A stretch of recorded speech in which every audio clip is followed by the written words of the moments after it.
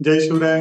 भारताचा आक्रमक फलंदाज आणि हिटमॅन रोहित शर्माला नुकताच पद्मश्री पुरस्काराने सन्मानित करण्यात आलंय.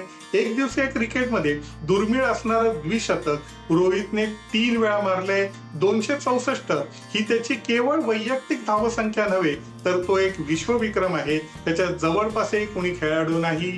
रोहितने आंतरराष्ट्रीय सामन्यामध्ये तब्बल 653 षटकार ठोकलेले आहेत.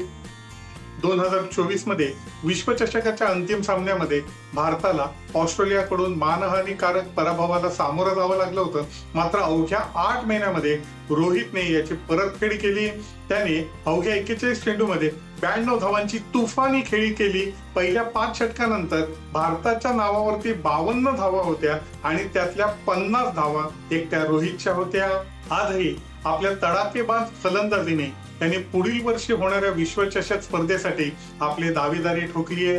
विश्वचषक स्पर्धेमध्ये रोहित शर्मा आपल्या आक्रमकतेचा वसा तसाच कायम ठेवेल या मनपूर्वक शुभेच्छा. धन्यवाद.